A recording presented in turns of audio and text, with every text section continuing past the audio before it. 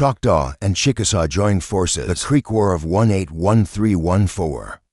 The autumn winds of 1813 carried the acrid smell of smoke across southern Alabama, where the embers of Fort Mims still smoldered. 500 settlers and soldiers, men, women, and children, had met their end. In one of the bloodiest massacres in frontier history, the Creek warriors had painted the fort's walls with blood, leaving behind a message that echoed through every settlement: no one was safe. Welcome to Native Legends and History Stories, where we peel back the layers of time to reveal the raw, unvarnished stories that shaped America. If you're ready to discover history as it really happened, subscribe now and join thousands of others who seek the truth behind the legends. In the aftermath of the Fort Mims massacre, fear gripped the southern territories like an iron fist. Over 1,000 settlers had crowded into neighboring stockades Fort Glass and Fort Madison, their faces gaunt with hunger and worry.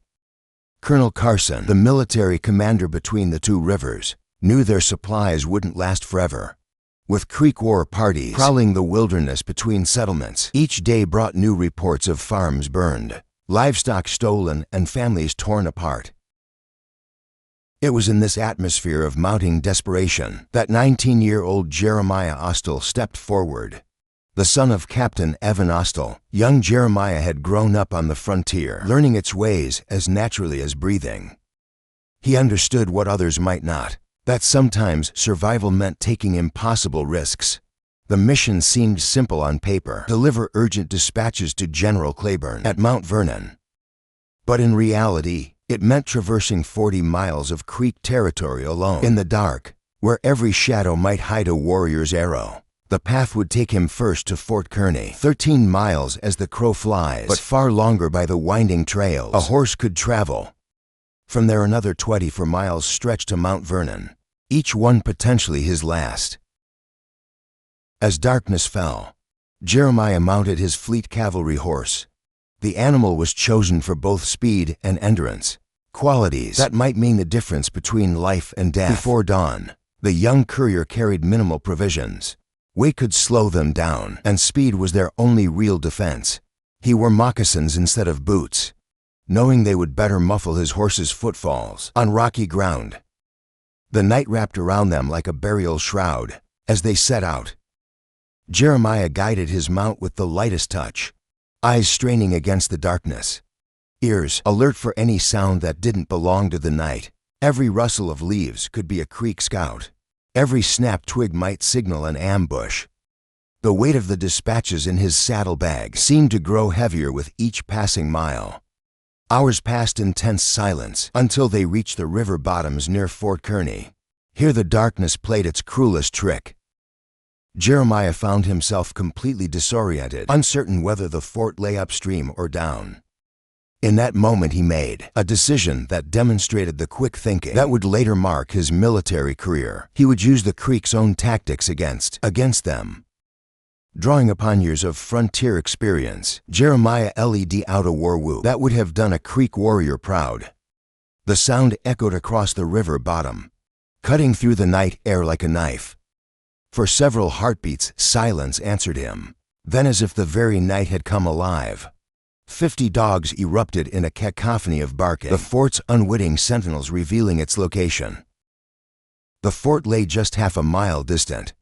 Jeremiah turned his horse toward the sound, knowing his gamble had paid off, but also aware that if any real Creek warriors were nearby, they now knew exactly where he was. He spurred his mount forward, counting on speed and surprise to carry him safely to the fort's gates. The inhabitants of Fort Kearny were initially alarmed by the war cry, and Jeremiah found himself staring down the barrels of several rifles when he approached. But recognition quickly turned fear to relief, and soon he was welcomed inside. The fort's residents gathered around him, eager for news from Fort Madison, and grateful that the war cry that had roused their dogs came from friendly lips rather than those of Creek warriors. After a warm meal and brief rest, both man and horse had earned it. They weren't allowed to linger long. The mission was only half complete. Under cover of darkness, they were ferried across the Tombigbee River, the cold water, a stark reminder of the perilous journey still ahead. As they emerged on the western bank, Jeremiah took a moment to orient himself before spurring his horse westward. They passed the Sunflower Bend like ghosts in the night, then skirted McIntosh's Bluff as the first hints of dawn began to paint the eastern sky. Finally, as morning light crept across the landscape, the walls of Mount Vernon came into view. Jeremiah had done it, covering 40 miles of hostile territory alone in the dark, without losing either his way or his life. When Jeremiah Austell delivered his dispatches to General Claiborne at Mount Vernon, the general's astonishment quickly turned to concern. The idea of a lone 19-year-old courier traversing 40 miles of hostile territory struck him as needlessly reckless. He immediately moved to reprimand Colonel Carson for failing to provide an escort. But young Austell stood his ground with remarkable confidence, explaining that his keen senses rivaled those of the Creek warriors themselves. More companions, he argued, would have only made them a larger target. His survival had depended on stealth, his horse's speed, and his own resourcefulness. The contents of those dispatches would soon spark a crisis at Fort Madison. General Claiborne's response, though intended as a suggestion, was interpreted as an ironclad order: abandon Fort Glass and Madison, retreat west of the Tombigbee to St. Stephen's. This French and Spanish outpost, with its formidable earthworks and embankments, was considered impregnable against Creek attacks. The news hit the 1,000 settlers at Fort Madison like a physical blow. To them, Claiborne's order felt like abandonment. Their crops stood ready for harvest in the fields. Their plantations lay deserted and vulnerable. The Creek warriors were already burning homesteads, driving off cattle, and in a particularly cruel strategy, driving settlers' hogs into the cornfields to fatten them for their own future feasts. The specter of starvation loomed over the community. Faced with this dire situation, 80 determined citizens made a bold decision. Under the leadership of Captains Evan Austell and Samuel Dale, they would stay and defend their homes. Even as 500 of their neighbors departed with Colonel Carson's troops for Fort Stevens. The parting was heavy with emotion. Families split, friendships strained, each group wondering if they would ever see the others alive again. Those who remained didn't waste time on regrets. They immediately set about strengthening their defenses with innovative solutions born of frontier ingenuity. Their most remarkable creation was a lighting system that transformed the fort's vulnerability at night into its greatest strength. They erected a 40-foot pine pole in the fort's center, surrounded by an ingenious scaffolding system with a central hole. This allowed them to raise and lower a platform loaded with earth and burning longleaf pine. This wasn't just any light. The fat, rich pine would cast an intense glow that illuminated a wide circle around the fort's perimeter. Any Creek warrior attempting to approach under cover of darkness would find himself suddenly exposed in a pool of bright light, an easy target for the fort's defenders. The brilliant solution served another crucial purpose. It eliminated the need for exterior guards at night, allowing their limited fighting force to rest and remain concentrated. The technical sophistication of this defense system reflected the settlers' deep understanding of their situation. They knew they couldn't match the Creek warriors in numbers or mobility. So they leveraged their resources and engineering skills to create an impregnable nocturnal defense. The burning pine beacon became both a practical security measure and a symbol of their determination to hold their ground despite overwhelming odds. The defenders of Fort Madison were no ordinary frontiersmen. Years of fire hunting, tracking deer at night by the reflection in their eyes, had honed their marksmanship to lethal precision within the illuminated perimeter. The Fort Mims massacre had taught them a brutal lesson about underestimating their adversaries, and they had no intention of repeating that fatal mistake. The fort's leadership embodied decades of hard-won experience in Indian relations. Captain Austell carried 14 years of wisdom from his time at the Cherokee Agency in Georgia, where he'd worked to bridge the gap between two worlds. His son had been raised among the Cherokees, absorbing their culture and understanding from childhood. But perhaps most notable was Captain Dale, known to the Creeks as Big Sam, a man so respected in frontier lore that Judge Meek would later dub him the Daniel Boone of Alabama. These men commanded respect not through military rank, but through their intimate understanding of frontier life and Native American warfare. They had carved out homesteads in the wilderness with nothing but axes and rifles, establishing farms on the rich bottomlands between Alabama's major waterways.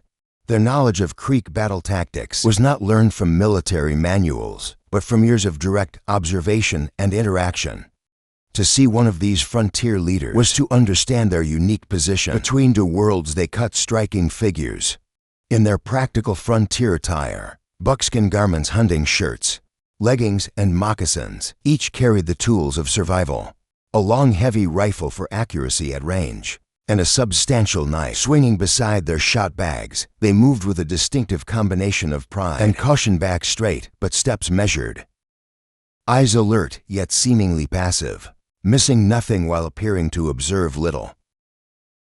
These 80 men who chose to remain at Fort Madison represented the finest qualities of frontier leadership when they proposed to defend their families against the Muskogee warriors.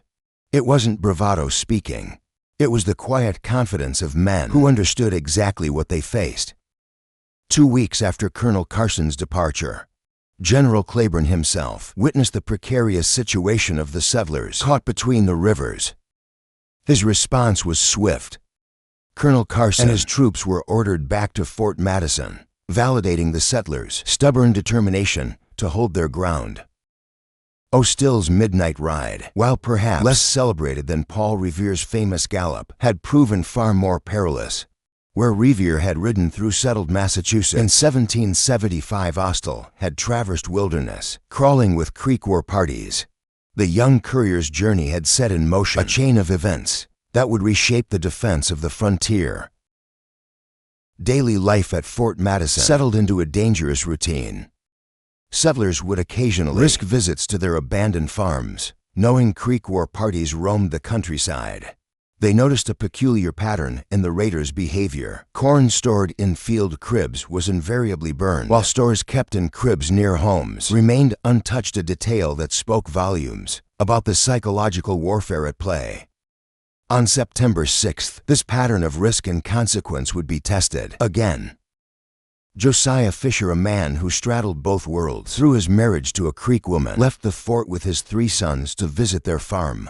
Located just a quarter-mile above Sizemore's Ferry on the Alabama River, their destination lay in territory where the line between friend and foe had become terrifyingly blurred. As evening approached, Ben Fisher worked in the yard, absorbed in the routine task of shelling peas. Without warning, a shot rang out. The bullet struck him in the back with devastating force. The sound of the shot mixed with cries of pain as Ben, through sheer force of will, managed to push himself up and flee into the dense woods nearby. Hearing the commotion, the elder Fisher emerged from the cane brake where he had been working.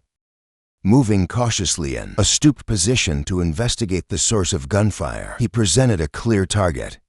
A second shot cracked through the air. The bullet tore through Fisher's chest, exiting through his back in a spray of blood.